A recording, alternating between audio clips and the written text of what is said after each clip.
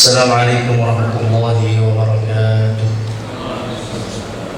Innal hamdalillah nahmaduhu wa nasta'inuhu wa nastaghfiruh wa na'udzu billahi min shururi anfusina wa min sayyiati a'malina. May yahdihillahu fala mudilla lahu wa may yudlil fala hadiya lahu. أشهد أن لا إله إلا الله وحده لا شريك له وأشهد أن محمدا عبده ورسوله لا نبي بعده. أما بعد. Hadirin jemaah salat zuhur yang dimuliakan Allah Subhanahu wa taala.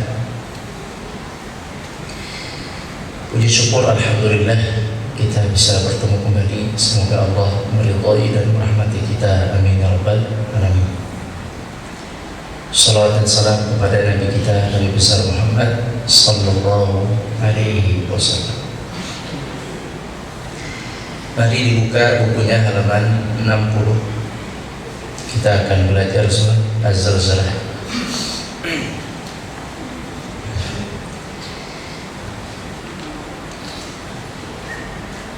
Pengenalan surat Az-Zalzalah. Tamhid artinya pendahuluan.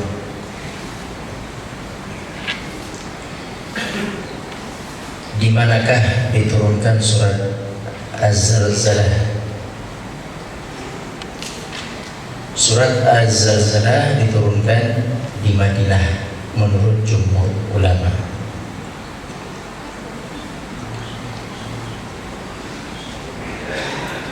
Artinya diturunkan di Madinah, yakni setelah Nabi hijrah. Setelah Nabi hijrah. Kemudian apa nama lain dari surat Az-Zalzalah? Disebut juga Idza zulzilatil ardu zilzalaha, atau disebut juga Idza zulzilat. Disebut juga surat Az-Zilzal. Disebut juga Zulzilat. Az-Zalzalah, Zalzalah atau Zilzal artinya goncangan. Artinya apa? Goncangan. Apa yang bergoncang? Idza zulzilatil ardu. Yang bergoncang adalah bumi. Bahasa kitanya gempa. Gempa. Baik. Jadi kita belajar surat gempa, surat yang bercerita tentang gempa.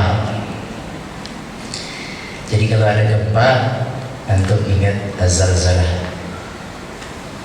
Gempa itu terjadi, siapa yang menjadikan itu terjadi? Siapa yang menjadikan gempa? Itu ada di surat Az-Zalzalah. Mudah-mudahan setelah belajar surat Az-Zalzalah, cara memahami dan cara pandang kita terhadap bumi berubah. Bumi memang tempat tinggal, bumi memang ada di sana gunung, baik gunung di dalam laut atau di atas bumi sendiri, di atas daratan. Bumi memang berpotensi terjadi guncangan atau gempa, juga bumi berpotensi terjadi tsunami. Tetapi itu semua pada akhirnya Allah juga yang menjadikannya. Ya, ini akan kita pahami nanti dari surat Az-Zalzalah. Insya Allah nanti kita bahas. Sekarang kita akan pergi ke poin ketiga. Bagaimana kisah Abu Bakar dengan surat Az-Zalzalah? Bisa dibaca ya. Ceritanya adalah Abu Bakar sedang duduk bersama Rasulullah SAW. Ketika duduk, Abu Bakar As-Siddiq radhiyallahu anhu mendengar surat apa? Az-Zalzalah yang bunyinya seperti di halaman 62. Apa sih bunyinya? Sehingga Abu Bakar Siddiq pun menangis.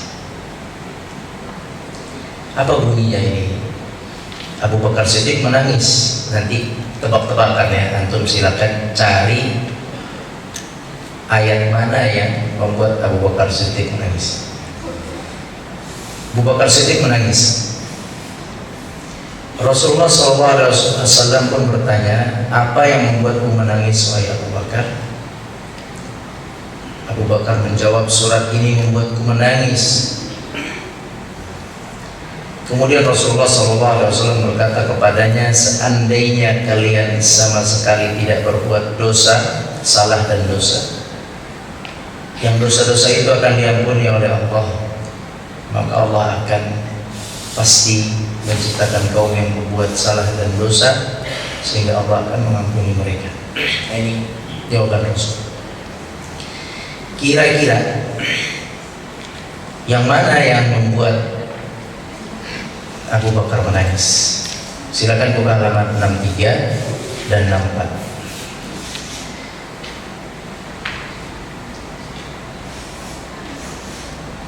63 64 sudah kita baca ya. Idza zulzilatil ardu zilzalaha, artinya bumi digoncangkan dengan goncangan yang keras. Ayat yang kedua, wa akhrajatil ardu athqalaha, artinya bumi mengeluarkan jenazah-jenazah dan yang lainnya yang ada dalam perutnya, bergoncang dan mengeluarkan yang ada dalam perutnya. yakni manusia-manusia yang sudah mati akan keluar lagi dari perut bumi. Cara keluarnya tidak baik, tapi langsung dewasa dengan fisik yang baru. Yang meninggal tidak ada kakinya nanti akan hidup lagi dengan kaki yang sempurna. Yang meninggal kering kerontang, yang meninggal tua renta, yang meninggal bayi, semua akan bangkit dengan bentuk standar muda, gagah, tegak. Semua dibangkitkan oleh Allah, yakni maksudnya diciptakan lagi, bukan dibangunkan. Kalau dibangunkan, yang tua masih tua, ya kan? Yang matinya tua bangun tua, yang matinya muda bangun muda, yang matinya anak kecil bangun anak kecil. Enggak, itu jasadnya udah selesai, udah habis dimakan oleh tanah. Tapi maksudnya hari kebangkitan adalah hari penciptaan ulang. Tetapi penciptaannya berdasarkan dari memori yang pertama. Jadi semua kita akan terbentuk ulang dengan rupa yang sama, ruhnya sama, ruhnya ada nanti sama, hanya fisiknya saja fisik baru. Tapi fisik barunya juga sama, maksudnya bukan yang tadinya antum hitam jadi putih, enggak juga. Pokoknya wajahnya sama, yang tadinya begini wajahnya sama. Cuman yang meninggal sudah tua, wajahnya sudah keriput, nanti bangkit dalam keadaan muda, dan seterusnya. Baik, itu nanti dijelaskan deh mengenai kebangkitan. Kemudian yang ketiga, waqala al-insanu ma laha, manusia pun bingung dan bertanya-tanya kenapa bumi bergerak dan berguncang. Yauma idzin tuhadditsu akhbaraha, di hari yang dahsyat itu bumi mengabarkan segala amal yang pernah dilakukan di atasnya, baik itu amal saleh maupun amal buruk. Kemudian yang ayat kelima, wa bi anna rabbaka awhalaha, karena Allah memberitahukannya dan memerintahkan untuk melakukan itu. Yauma idzi yasdurun nasu ashtatan liyuraw a'malahum, di hari yang dahsyat itu, di saat bumi berguncang, manusia keluar dari kubur secara berkelompok-kelompok menuju tempat perhitungan untuk menyaksikan amal perbuatan yang telah mereka lakukan di dunia. Faman ya'mal mithqala dzarratin khairan yarah, barang siapa yang berbuat kebaikan seberat biji dzarrah. Biji dzarrah adalah biji yang paling kecil, apapun yang paling kecil di dunia ini disebut dzarrah. maka dia akan melihat di hadapannya. Wa may ya'mal mithqala dzarratin syarran yarah. Barang siapa berbuat kejahatan seberat biji zarrah pula, maka ia pun akan melihatnya. Nah, ini kira-kira ayat yang mana yang membuat Abu Bakar As-Siddiq menangis? Bisa dilihat dari jawaban Rasulullah sebenarnya.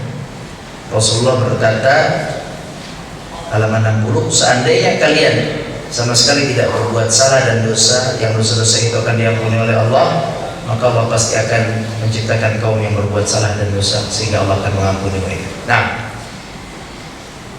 ayat yang mana yang membuat Abu Bakar menangis? Ayat berapa?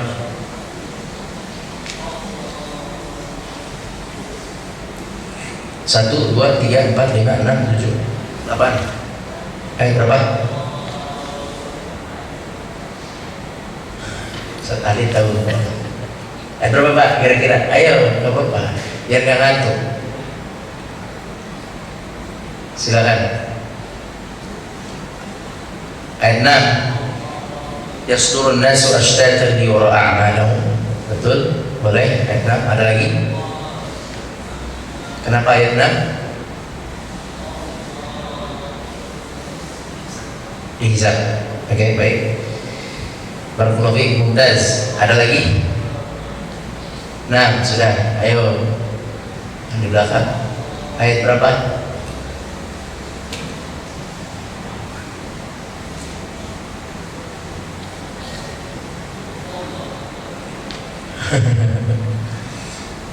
Ayo, ayat berapa yang membuat menangis? Dan jangan kita nggak pernah nangis, ketawa-tawa terus. Kata Nabi, kalau kalian tahu apa yang aku lihat, kalian akan banyak menangis dan sedikit tertawa. Lau ra'aitum, apabila kalian melihat atau kalian mengetahui apa yang aku ketahui, kalian tidak akan banyak tertawa, kalian banyak menangis. Nah, ini dapat informasi baru yang membuat Abu Bakar menangis. Informasi baru. Apa itu informasinya? Ayat berapa? 1, 2, 3, 4, 5, 6, 7. Ayat? Ya, betul. Ayat 8. Ayat 8 yang membuat beliau nangis. Semua ayat membuat beliau nangis. 1, 2, 3, 4, 5, 6, 7. Namun yang membuat beliau lebih sedih adalah ayat 8. Apa itu bunyinya? Famay wa may ya'mal mithqala dzarratin syarran yarah. Abu Bakar takut dengan ayat itu. Dulu pernah mencuri, misal Abu Bakar tak pernah mencuri. Dulu pernah dengan wanita yang bukan mahram, berdua-duaan, berkhalwah, pernah mengambil yang haram. Auzubillahi min dzalik. Allahumma ighfir lana jami'an. Pernah minum khamar, pernah melihat yang haram, pernah coba-coba daging babi misalnya, pernah dulu meninggalkan sholat, pernah dulu ikut-ikutan gaya orang-orang yang tidak beriman kepada Allah, pakaiannya, ucapannya, cara hidupnya, semua dosa-dosa. Pernah dulu meninggalkan puasa dan sebagainya. Jadi mengingat dosa yang kecil juga akan dicatat oleh Allah Subhanahu wa Ta'ala. Maka beliau pun menangis dengan ayat ini. Artinya informasi baru bahwa dosa yang kecil pun tercatat, akan diperlihatkan oleh Allah Subhanahu wa Ta'ala. Inilah yang membuat Abu Bakar As-Siddiq menangis. Kemudian Rasulullah SAW menenangkan, tenang, wahai Abu Bakar As-Siddiq, tidak ada manusia yang tidak berbuat salah dan dosa. Nah ini, tidak ada manusia yang tidak pernah berdosa. Mereka pasti pernah berdosa. dan dosa itu diampuni oleh Allah.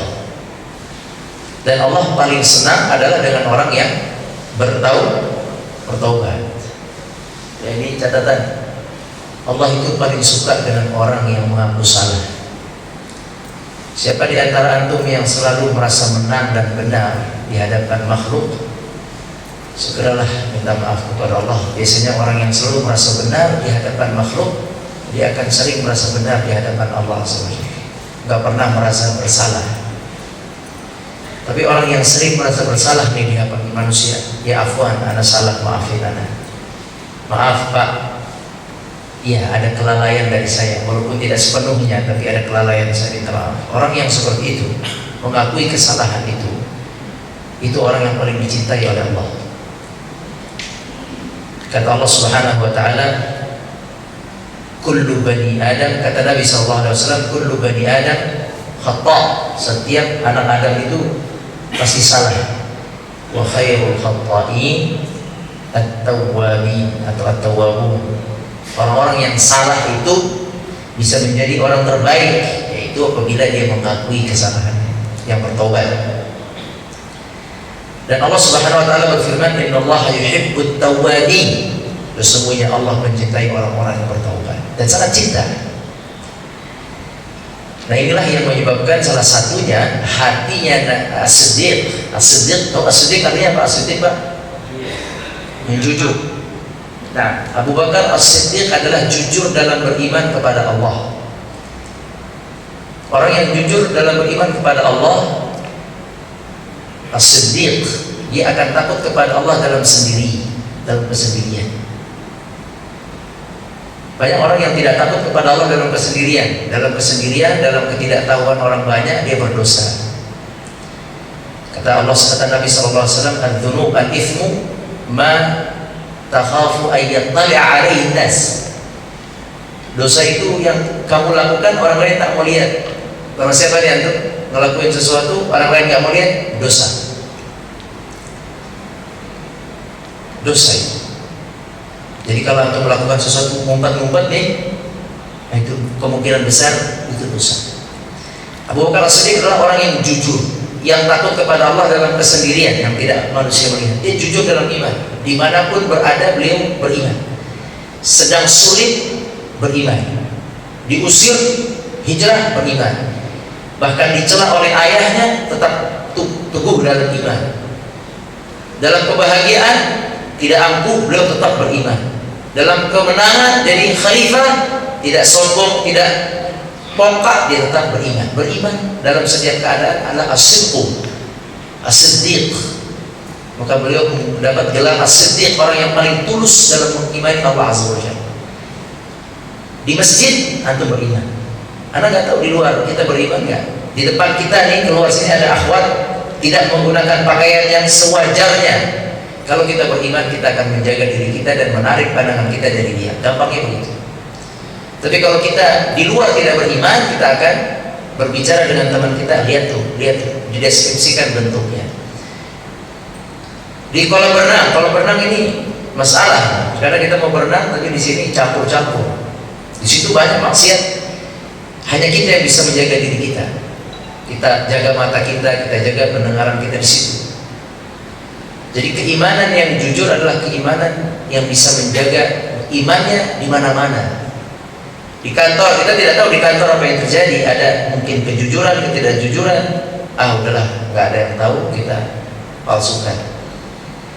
Atau yang memegang uang kas, tidak ada yang tahu, kita selipkan sedikit. Kejujuran.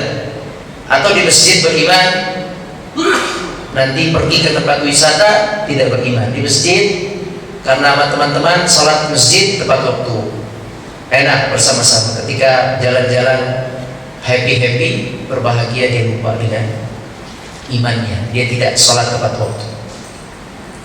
Inilah yang membuat Abu Bakar Siddiq menangis tadi, yaitu tentang dosa. Beliau mengakui dosa, takut dosa-dosa itu bumerang atas beliau. Baik, kemudian kata Nabi tadi bahwa manusia tidak ada yang baik, tidak ada yang tidak dosa. Tapi sebaik-baik orang yang berdosa adalah yang mengakui dosanya. mengakui dosanya. Ini yang mau datang, mohon maaf, yang mau datang siapa nih? Orang bule, konser musik, siapa namanya? Hah? Hah? UV. Karena dengar doang, tapi nggak tahu namanya. Dengar gara-gara ibu nanya. 11 juta katanya tiketnya. Siapa yang udah beli? Kasih orang aja. Itu datang. Dia di sini beriman, kemarin sholat tarawih beriman, kemarin Idul Fitri beriman, kemarin puasa beriman. Terus sekarang ada perkumpulan maksiat, dia datang. Kayaknya, aina imanuk ya?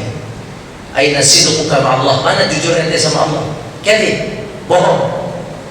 Itu orang pertama kafir. Yang kedua dia tidak salat, nggak kayak antum salat. Yang ketiga musik, dan musiknya itu musik yang nggak tahu bentuknya bagaimana. Yang keempat lafaznya itu katanya lafaznya itu banyak lafaz pemujaan yang nggak bagus. Yang kelima antum khalwah, gabung dengan pemaksiat di dalam itu. Mungkin ada yang mabuk, mungkin ada yang ini itu. Di GBK kan berdiri apa duduk? Nah, udah beli tiket sama 11 juta gitu. Waduh, malu sama peci tapi enggak. Dan yang beli tiket itu kerudungan. Nah, bayangin ya, orang cuma bisa nyanyi aja dengan lantunan musik, iman antum runtuh. Bagaimana Dajjal? Dajjal akan datang ke semua negeri, termasuk Indonesia, semua negeri kecuali Mekah dan Madinah. Jakarta misalnya, kumpul di Monas misalnya. Dia akan pamerkan kemampuannya, dia bisa turunkan hujan, turun hujan. Tumbuh-tumbuhan, tumbuh semua, buah-buahan, ada buah mangga, nggak ada buahnya nih. Keluar buahnya, petik matang bisa makan atau langsung Dajjal. Orang belah dua, dihidupin lagi sama dia, Dajjal. Dia punya air, dia bisa keluarkan air tangannya kanan dan kiri. Nanti air yang mau minum dia bisa keluarkan bersih, jernih, enak, nggak perlu antum beli aqua. Dan dia mengatakan saya Tuhan kalian. Kata Nabi SAW, Dajjal adalah ujian keimanan yang paling berat. Orang-orang yang imannya lemah akan mengatakan, iya engkau Tuhan kami. Buktinya apa? Kehebatan tadi. Sebelum Dajjal datang aja, orang beriman aja gak bisa melihat hada kafir, gak bisa. Ini kafir, ngapain sih datang ke situ? Dengan jutaan rupiah. Coba anda tanya, dari sisi mana iman kita membolehkan datang ke situ? Ayo, ajib ya. Bersyahadat, asyhadu an la ilaha illallah wa asyhadu anna Muhammadar Rasulullah. Salat, ihdinas siratal mustaqim, siratal ladzina an'amta 'alaihim ghairil maghdubi 'alaihim waladdallin. Salat, tunjukkan aku jalan yang lurus, jalan orang yang beriman, para nabi dan rasul, ya kan?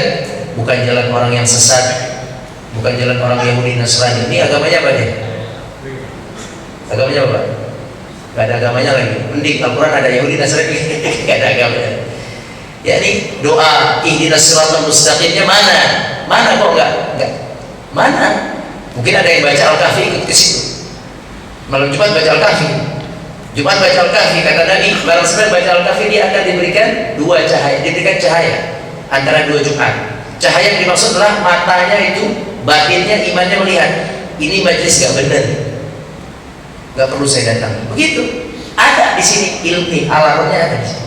Ini majelis ilmu nih anak, barakallahu fikum. Semoga antum berkah. Semoga mata hati antum semua sehat walafiat. Antum bisa melihat yang benar apa sih? Ini ilmu di masjid. Kita harus datang di waktu sholat. Ada pengajian, kalau bisa duduk. Benar antum imannya. Tapi kalau dari sini ngaji, habis itu ke konser, nah ini ada masalah begini. Tapi kalau sih yang ngaji enggak lah. Jadi asilku, kejujuran, iman harus jelas, ya.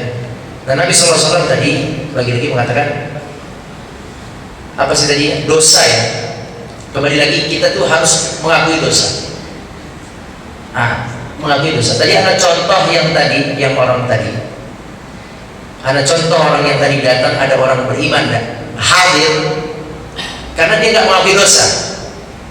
Kalau dia mengakui itu dosa, khalwat, campur-campur lagi perempuan, teriak-teriak, hilang kesadaran, mungkin bisa sambil minum khamr. Kalau dia nggak mengakui dosa itu, dia akan tenggelam dalam dosa. Siapa yang tidak mengakui dosa akan tenggelam dalam dosa. Barang siapa yang mengakui dosa, dia akan menjaga dirinya dong. Ini kan salah dosa. Saya nggak mau masuk. Kalaupun dia masuk, dia bisa tertahan. Ya, i'tiraf bidzunub, pengakuan dosa itu penting. Maka pelajaran kita hari ini dari kisah Abu Bakar aja dulu, nanti insya Allah besok kita berbicara tentang bumi, ya, dan gempanya. Tapi sekarang kita ambil kesimpulan yang singkat. Kesimpulan hari ini adalah mengakui kesalahan, mobil khusus kesalahan di hadapan Allah, dan itu perbuatan para nabi. Nabi Adam doanya apa? Rabbana zalamna anfusana, ya Allah kami telah menzalimi diri kami. Baca itu, baca dong setiap sujud, katakan ya Allah ampuni dosa, betapa banyak dosaku. Baca dong, jangan minta rezeki terus. Aku dong berdosa di hadapan Allah. Gitu kan enak kalau begitu. Hati itu tenang kalau mengaku dosa. Tapi menyembunyikan dosa, hati itu gundah bulan. Itu Nabi Adam, Rabbana zalamna anfusana, kami telah menzalimi diri kami. Terus Nabi Yunus, la ilaha illa anta subhanaka inni kuntu minadh zalimin. Tiada Tuhan selain Engkau, maksudnya Engkau, aku termasuk orang yang zalim, yang berdosa, yang zalim terhadap diri sendiri. Dan berbagai doa-doa yang lain yang mengatakan tentang dosa. Kita berdosa. Bahkan Nabi mengatakan, a'udzu billahi min a'udzubika min syarri nafsi. Ya Allah, aku berlindung dari keburukan diriku. Dalam diri antum ada keburukan mata, telinga, lisan, hati, dan mani. 5 keburukan yang Nabi sebut dalam hadis Tirmidzi. 5 keburukan. Yang pertama adalah mata, telinga, lisan, qalbu, mani. Maaf, ini hadis. Makanya Nabi mengajarkan sahabat bernama Syakal bin Humaid. Kata Nabi kepada Syakal, wahai Syakal, mintalah kepada Allah 5 perlindungan dari keburukan diri anda sendiri, diri kita sendiri. 1, Allahumma inni a'udzubika min syarri basari wa min syarri sam'i, keburukan mataku, keburukan telingaku, wa min syarri lisani, wa min syarri qalbi, wa min syarri maniyyi, dari keburukan hatiku dan maniku. Ini keburukan ada di dalam kita ini. Jadi kita ini sumber salah. Mohon untuk mengakui kesalahan, khusus di hadapan Allah Subhanahu wa Ta'ala. Dan bisa baca doa yang tadi, 5 perlindungan agar tidak terjerumus kepada kesalahan yang fatal. Apa tadi? Berlindung dari keburukan mata, biar mata tidak melihat yang buruk-buruk, biar mata tidak mudah tertipu. 1. Yang kedua, keburukan telinga. Biar telinga ini kalau dengar nasihat masuk, nggak mental. Jangan suka ghibah. Ini penyakit. Minta agar ini keburukannya tidak ada. Biar dia mau dengar yang baik saja. Mata turun telinga, terus turun lagi lisan. Minta perlindungan dari Allah dari lisan ini. Lisan ini jahat, gara-gara ini kita bisa bertengkar. Kemudian satu lagi keburukan hati. Hati ini juga kadang hasad, dengki, berlindung. Kemudian yang kelima, keburukan dari mani, maksudnya zina. Auzubillah, zina atau yang sejenisnya, atau mendekati zina. Auzubillah. Ya itulah kaum muslimin, kita sumber kejahatan ada di dalam. Jangan banyak-banyak nyalahin orang mulu. Sumber kejahatan ada di dalam, keburukan ada di dalam. Kita perlindungan dari Allah. Akui dosa-dosa kita di hadapan Allah, dan akui kesalahan kita di hadapan manusia. Kemudian bertaubat dan minta maaf. Allah paling cinta orang yang bertaubat. Wallahu a'lam. Sampai di sini kita tutup dengan kafaratul majlis. Subhanakallahumma wa bihamdika, asyhadu an la ilaha illa anta, astaghfiruka wa atubu ilaik. Allahumma ighfir lana jami'an, ya Allah ampuni dosa kami semua. Rabbana zalamna anfusana wa illam taghfir lana wa tarhamna lanakunanna minal khasirin. La ilaha illa anta subhanaka inna kunna minadh dhalimin. Rabbana atina fid dunya hasanatan wa fil akhirati hasanatan wa qina adzabannar. Subhana rabbika rabbil izzati amma yasifun wa salamun alal mursalin walhamdulillahi rabbil alamin. Assalamualaikum warahmatullahi wabarakatuh.